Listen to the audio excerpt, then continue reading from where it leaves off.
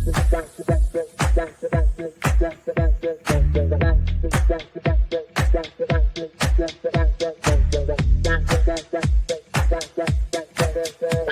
Connections Radio presents. Hello and welcome to Vegas Hockey Hub here on PR Connections Radio. I'm your host, Ian Rickelli, and we are going to be doing for the third year in a row the end of season report cards. Now, this is going to be where we break down the key players from the 2024-2025 season and be giving them a grade off of their performance from this past year. Now, we're going to leave a link to what our last season's video was. We'll put that somewhere in the description. But this will be based off of the past season, the 2024-2025 season. And want to do this mainly because it's a moment to reflect, right? It's a moment to take a step back. Playoffs are over. I understand that there is, everything that happened there. So I just want to take this moment and upload this video and say, you know what? When it comes to the Vegas Golden Knights and the key players from this past season, how did they do based on an A, B, C, D, or F grade when it comes to the Vegas Golden Knights? Now, the way we're going to do this is very similar to what we did the last two seasons, where we go line by line by line by line, and then defensively, we go pairing by pairing. And overall, we're going to start out with the first line as we are breaking down these report cards for the Vegas Golden Knights. At the end of the season, just want to wrap that up here on Vegas Hockey Hub and then move on forward with what we're going to be talking about next. But on the first line with the Vegas Golden Knights, and the way this is done is looking at the opening day and opening night, first game of the season, and that is going to be our reference point there. And the number one choice and the guy who gets an A+ for the Vegas Golden Knights is number 9, Jack Eichel. Jack Eichel, the clear MVP of this 2024-2025 season for your Vegas Golden Knights. This was the playmaker, the superstar, the top 15 caliber player for your Vegas Golden Knights. Now, in the past season, 28 goals, 94 points for Jack Eichel, only missed 5 games on the year. And when you watch Jack Eichel play, and regardless of who his line mates were, regardless of who he was on the same line with, Barbashev, Dorofeyev was on there, Victor Olofsson was on there, Mark Stone for a decent amount of time was on that first line. You could tell that he was able to make plays happen with his line mates, regardless of who it was. And I understand he had 10 points in 11 playoff games, only 1 goal, but 9 assists in the playoffs as well. So similar to how in year 1 of Vegas Hockey Hub, or season 1 of Vegas Hockey Hub, Chandler Stevenson was the MVP of the 2022-2023 season, and how Logan Thompson was the MVP of the 23-24 season. Your MVP of the 24-25 season goes to Jack Eichel because he was a distributor. The way he facilitated and created opportunities for his line mates was absolutely incredible. And I have no doubt that if he would have played all 82 games instead of just 77, he could have gotten to 100 points on the year. But 94 points is still incredible based off of what we saw from Jack Eichel. Now, moving over to the right wing position, that is your captain, Mark Stone. Only 19 goals on the year, but what is redeeming for Mark Stone, over a point per game this season, 67 points in 66 games. Now, I do understand that back in November, he suffers that injury for Vegas and missed a considerable amount of time. Back in November, missed almost a full month of action when it came to the Vegas Golden Knights. But when you look at a captain and his two-way ability and how he leads the locker room and leads the team. The energy is different when Mark Stone is on the ice, and that's what you can appreciate about a player like Mark Stone. And him getting an A is mostly due to his ability to make the team better when he is on the ice. I understand that he only had, I think, 4 goals, 4 assists. He really did relatively well in the playoffs, especially that second round. It was kind of quiet towards the end there.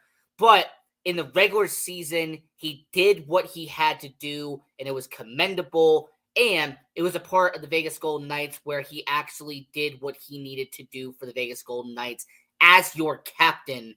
So that is an A for Mark Stone, his ability to lead this team as their captain. So he gets an A here. And then Ivan Barbashev, this is going to be a B+. Now, if we were just grading the first 41 games of the season, Ivan Barbashev would have been an A+.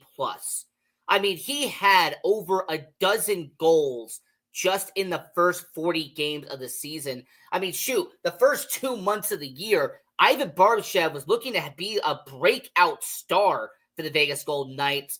But then, very disappointingly, he only scored about 8 goals in the last 25-plus games of the season. And Ivan Barbashev's stats really did go down in that second half. So that's why you see it right there. He had a great start to the year, and then he fizzled out and had a disappointing ending. In fact, it got even so bad for Ivan Barbashev that even come playoff time, he was delegated from being a first-line winger to being on the third line during the playoffs. So for Ivan Barbashev, him being over 20 goals on the season, that's really good. But when you compare it to the fact that he scored a high portion of those goals in the first half of the season. So A+ for the first half, and then really about a C+ in the second half of the season. So a B+ overall, based on what Ivan Barbashev did this year, 51 points in 70 games for the Vegas Golden Knights. So that was line 1. Okay. First line for the Vegas Golden Knights, Eichel A+, Stone an A, and Barbashev a B+. Now, getting into the second line, and I have to go with your power play quarterback and the guy who is one of the most dependable guys in terms of scoring goals this year, and that was his first full season playing in Vegas, and that is Tomas Hertl. Now, him scoring over 30 goals, that is excellent. That's what you're looking for with Tomas Hertl. The fact that 9 of those goals was on the power play, fantastic for Vegas. This also same Tomas Hertl, who did really solid work in the first round against Minnesota, against Edmonton. You didn't see much from him. But overall, because of his power play efforts and based on the fact that we have once again a 30-goal season from Tomas Hertl, I really like what we saw from him this year. Hopefully he continues to do this in the future as long as he's under contract with Vegas. So that gets an A for Tomas Hertl. And then the breakout season for Pavel Dorofeyev. And, 35 goals, all of Vegas in the entire organization in goals this year, played all 82 games, and he had an amazing regular season for Vegas. All right. Now, if this was just regular season, this would be an A for Pavel Dorofeyev. But then the postseason, unfortunately, I do count it for a report card, and that dipped just a little bit. Pavel Dorofeyev, he did suffer some injuries in that postseason. He wasn't as effective in the postseason as he was in that regular season. So because of that, he gets a B+ on the full season because I count everything here on Vegas Hockey Hub. So overall, Pavel Dorofeyev, this was a great stepping stone for him. And with him only being 24 years old, we're going to have to wait and see if he's going to be on the first line or the second line for this upcoming year, depending on who his line mates end up being once the rosters are all finalized. But Paolo Dorofea, B+, great regular season, playoffs, not so much, but I really like what we saw from Paolo Dorofea this season. And then this is the down on that second line because it was Alexander Holtz. Now, once again, I have to mention this. I am basing the lines on opening night. All right, that's what I'm taking into account here. Alexander Holtz was a second line winger on opening night. This was someone that they traded a third round pick, okay? And they traded Paul Cotter in exchange Alexander Holtz and Akira Schmid. And Alexander Holtz had some hype entering the year. I mean, there were some people saying that he was going to have his breakout year with the Vegas Golden Knights. To say that he did not do that would be an understatement. Alexander Holtz only did he not have a breakout season, but he had a whimper with Vegas. I mean, they were putting him on the second line, bumping him up to the first line, demoting him to the third line. He was even playing on the fourth line at certain points of the season. Like, he was just not gelling chemistry-wise with anybody on the organization. Only 4 goals in 53 games as a member of the Vegas Golden Knights. And here's the real kicker and the cherry on top here. He gets demoted to Henderson. He gets sent down to the AHL in the beginning of February, and they only brought him back to the NHL for like the last 5 games of the season.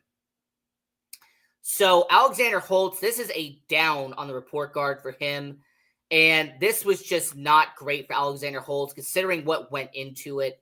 So that is the end of line 2, okay? End of line 2 for Alexander Holtz. Now let's get into 3, and we're going to start out with Nicholas Waugh. Now, Nicholas Waugh had a really slow start to the year. He had a few goals here and there, but the first half of the year, he looked like he was going to be a B minus type of guy. But, oh man, the last 25 games of the year, Nicholas Waugh started picking up goals and assists at a very consecutive pace. Like, he was building up in that second half of the year. He even picked up, I think 2 points in the postseason, had a very good goal against Edmonton the game immediately after he got a fine for cross-checking Trent Frederick. And overall, Nicholas Waugh in that second half of the year really earned an A- grade. Because like I said, he was about a B- tier player in the first half of the year, but then he really accelerated it and made an impact in that second half when it mattered for Vegas. So 15 goals in 71 games for Nicholas Waugh. And this is going to be a situation where Nicholas Waugh is going to try to, kind of build off of that. 15 goals this year. He hit the 15 goal mark, a few years back in Vegas, but he had been around a dozen goals, 15 goals for majority of the time when it comes to his tenure in Vegas. So for Nicholas Waugh, I really like what we saw at the end of this year, and he gets an A- on the year. Victor Olofsson. Now, I'm going to put a disclaimer out here. Before the playoffs, this grade was different. Before the postseason, I had him, I think, at a C+, maybe a B-. But his goal scoring that we saw, especially that multi-goal performance that he had against Edmonton for Victor Olofsson, elevated him to be a B in the Vegas Golden Knights. I mean, a lot of people remember that when he got signed over, it was a 1-year deal, little over $1 million, 15 goals on the year, which was better than a couple of years ago. When it came to Buffalo Sabres, it had been a minute since he has scored over a dozen goals in a single season. So for Victor Olofsson, 15 goals in 56 regular season games, but his performance in the middle 6 for the Vegas Golden Knights in the playoffs, those paid off massively in terms of dividends for the Vegas Golden Knights. So for Victor Olofsson, I give him a B based off of this season. And this was a player that we really didn't even think about in the season that happened ahead of time. But he was on the third line, second line, middle six forward during the back end of the season and during the playoffs. And that is an original misfit they brought back in the trade deadline, and that is Riley Smith. And he gets a B minus. During the regular season, when they brought him back, he scored a few goals. He had about a dozen points. And then during the postseason, he had some very valuable assists and actually helped out a lot, contributed to that postseason, especially against Minnesota in that first round. So for Riley Smith, a B minus, relatively solid, return to the Vegas Golden Knights. And we'll see what happens moving forward. But with Riley Smith, that was good there. And then talk about a mid-season pickup that really benefited the Vegas Golden Knights, and that was Brandon Saad. And for Brandon Saad, he gets a B. He was really solid this year. Not only did he have half a dozen goals after having 7 goals with St. Louis before he got bought out and was given a free agency, but for Brandon Saad, this was half a point per game while playing in Vegas. And then his contribution defensively and his chemistry on the lines in the middle six with the playoffs, there was certain plays that happened in the postseason where Brandon Saad was a contributor and helped lead to a future or made a pass that eventually connected into a goal down in the offensive zone. So for Brandon Saad, this was a veteran pickup that paid off really well for the Vegas Golden Knights. So that is a B for Brandon Saad. Now, these next two were on the third line, and I'm going to mention them because I really need to mention them. This one's a downer. William Karlsson, he gets injured during training camp. He misses the opening night. That's why he's not on here, but he was on the third line when he eventually did get put back in the lineup. Only 9 goals in 53 games for the Vegas Golden Knights. And he just had a bunch of injuries this year. Very plagued injury season for William Karlsson. And then outside of the playoffs where he had that play with Riley Smith, when Riley Smith scored the game-winning goal against Edmonton, that was in Game 3, he really did not, provide a lot this season. So when it comes to the playoffs, that did help him get elevated just a little bit. But overall, a C+. This was just a down year, considering how successful the year before was. A lot of people forget the 23-24 season. We made a video on Vegas Hockey Hub talking about the resurgence of William Karlsson. So, yeah, unfortunately, injuries did take his toll here, and that did affect William Karlsson. Now, this one is straight up a C because this was so average. Brendan Brisson only played 9 games, got sent straight down to Henderson. He did okay in Henderson, and then he gets flipped for Riley Smith at the trade deadline. So since he performed average, and he was not spectacular, he was not encouraging, there was nothing impressive about him, a C. Because you played average, and that was Brendan Brisson. And well, really, that was his tenure with Vegas as a whole. As a first-round pick, he played at an average level for the Vegas Golden Knights with a hint and a flash of potential in there. Now, getting into the fourth line, and there's going to be about 5 players on this one. And let's start out with Brett Howden. Brett Howden gets a B here. Career high in points, 20 goal scorer for the first time in his career. Now, defensively, there's a lot left to be desired. And there was some times where he would give up the puck, and I would just sit there wanting to just, scratch and claw the television set. But overall, Brett Howden, offensively, he did contribute when needed. And during that postseason, especially that game-winning goal against Minnesota, that does help him out there. So offensively, he gets an A. Defensively, I would say probably around a C level there. So a B for Brett Howden. I really like what we saw from him this year. We'll see if he continues to score that amount of goals and points. And speaking of career highs in certain categories, let's talk about the guy who has really become a leader in the locker room and someone who you've seen has really progressed ever since being with the Golden Knights and since being a day one member of the VGK. And that's Keegan Kolesar. Keegan Kolesar, a dozen goals on the year. He had 30 points. He played every single game for Vegas, all 82. He was a contributor in that postseason. He stood up for his teammates when it mattered, especially against Edmonton. When Adin Hill got knocked down, Kolesar stepped in right away. Career high in goals, career high in points, and this is a good metric to talk about. He also had a career high in blocked shots for Keegan Kolesar.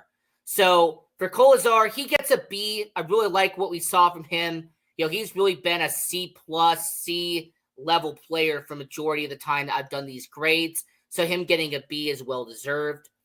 For Tanner Pearson, it's really hard to grade because 12 goals in 78 games, I like that. Him being on the fourth line, he had some good moments here. He had some plays that were pretty solid. But then there was also some times where you kind of disappeared for a while. Granted, it's a fourth line winger. There's really not much I can say except being a fourth line winger. The expectations are low when it comes to being on the fourth line, especially being a professional tryout who earned a 1-year contract off that PTO. We made a video on Vegas Hockey Hub. You can go through our archives talking about how he's the best PTO in Vegas Golden Knights history. But for Tanner Pearson, C+. I really like what we saw from him. This was an above-average player for Vegas this year. He had some spotlights. There's some highlights there. But overall, C+ when it comes to Tanner Pearson. Cole Schwindt, B-. He did show some promise before he got hurt. He was an everyday guy. Then he suffers that injury. He was out for a certain amount of time. So for being a partial half the season, first season being in the NHL as a rookie, he did okay. For being a waiver claim, for being a fourth line center, Cole Schwindt, he did a okay job out here in Vegas on that fourth line. So overall with Cole Schwindt, that's the grade I got to give him there. For Jonas Roundbeer, this C+ really isn't about his games in Vegas. This is more about his tenure in Henderson. But yeah, 0 points in about a dozen games for Vegas. But then he scored around 25 points for Henderson. So for Jonas Roundbeer, a C+, he's been an above average guy for the Vegas Golden Knights in his career. And this guy, been with the NHL, been with the Vegas Golden Knights since the inaugural 2017 draft class. The last person, by the way, that is the Vegas Golden Knights you're going to have on there with the Nicholas Hague RFA situation. So those are your forwards on the 24-25 report cards with the Vegas Golden Knights here on Vegas Hockey Hub. Now let's get into defensemen. And this guy is going to get an A+. I've been harsh on him. I've been critical on him. I've been one of his harshest critics throughout his career, but I will always give credit where credit is due. Shea Theodore having his best season of his career and earning a nice contract extension off that career high. This is a guy who had 57 points in just 67 games. I understand he got injured during the Four Nations face-off. That was definitely unfortunate. But Shea Theodore offensively tries to make up for his mistakes defensively. Oftentimes, he does do that more often than he does not. And for Shea Theodore, he's going to be your number 1, number 2 defenseman on this organization. It's going to be that way for a while now. So for Shea Theodore moving forward, he's going to have to perform like a number 1 defenseman, but he definitely did it this year. Alex Pietrangelo, this is really hard to grade because as a two-way defenseman and as somebody who provides value defensively, he is one of the best you can have in the NHL. Offensively, he's not going to score that many goals. He's no longer the St. Louis Blues, captain, the guy who would score around a dozen goals for St. Louis. He ain't really that guy anymore. But overall, considering what Alex Pietrangelo did this season and excluding the injuries he suffered at the end of the year and during the whole playoff run where he was having some problems there, Alex Pietrangelo gets a B+ because of his defensive performance. I will never deny defensively what he can do. Noah Hanifin, a B+ for his first full-time season playing here in Vegas. Racked up about a dozen goals for Vegas. He only missed 2 games on the year. Really only one negative I have for Noah Hanifin is how often he turned over the puck. That did become an issue, very alarming for Vegas towards the middle to back end of the season. But B+ for Noah Hanifin, with him getting, that contract extension after getting traded here. Him and Shea Theodore really going to be your 2 notable defensemen moving forward here in Vegas. Nicholas Hague. I mean, he was solid, depending on what his value was. Him being on that second defensive pairing, third defensive pairing. Him and Whitecloud have been longtime defensive pairing mates here in Vegas. And overall, considering what Nicholas Hague is and what his role has been, he's solid. B. He gets a B when it comes to what he does defensively. Brayden McNabb, B+. When it comes to Brayden McNabb and Nabber, this guy is one of the best defensive-minded defensemen you can have. If you're someone who's looking for an undervalued and underrated player in the NHL, that is Brayden McNabb. Of course, a +42, which, by the way, was one of the top 5 in all of the NHL this year. His blocked shots, the amount of hits that he takes, I really like what we saw from Brayden McNabb this year. So B+ for him. And for Zach Whitecloud, this is someone who, he gets over 100 hits per season. He gets over 100 blocks per season. He's not someone who's going to score, a big amount of goals every single year. But for his production value, Zach Whitecloud, he is a solid third pairing defenseman. And if you look at him as just a third pairing defenseman, he gets a B- on the year. And the final 2 defensemen that we're going to be talking about are your 7th and 8th defensemen. Katie Korczak, B+ on the year. When Shea Theodore was out, Katie Korczak came in. When certain guys would get injured throughout the year, Katie Korczak would step into that role. 40 games, so essentially half the year that Katie Korczak played. And he scored points in a quarter of his games. And I really like what we saw from him. Him being an everyday defenseman should be the goal now moving forward for the Vegas Golden Knights. And Ben Hutton, look, being an 8th defenseman, there's only so much you can do. Only played 8 games for Vegas and only had 2 points on the year. So that is kind of just a C grade. There's really not much I can do off of that. And then finally, doing our report cards, let's get into the goalies. Now, Adin Hill gets an A-. I mean, first time ever playing 50 games in net for Vegas. Over 30 wins. I like that he had a couple of shutouts on the year. His save percentage around 91%, just a little bit under it. And then his goals against average, just under 2.5. So for Adin Hill, he was a streaky goaltender, and I did call it out at times during our Vegas Hockey Hub recap shows. But for Adin Hill, there would be 6 or 7 games where he would be on it. He would only let up, 2 or 3 goals, have relatively a solid start.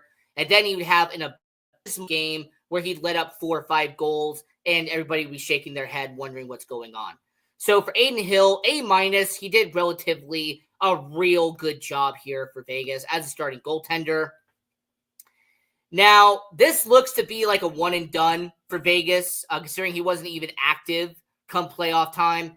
But Ilya Samsonov, he was a solid backup, as a contributor, somebody who was going to be behind Adin Hill. 16 wins on the year and 29 games played. His save percentage wasn't great. His goals against average wasn't great. So as a backup, and I'm taking that into account, he was a B for being a backup. And then Akira Schmid, he only started 3 games for Vegas, went 2-1 there. His save percentage at 94%, that is notable. His goals against average being under 1.5, that is solid there. Now, in Henderson, that does take him down a little bit, by the way. If it was just Vegas, I would have an A under his name.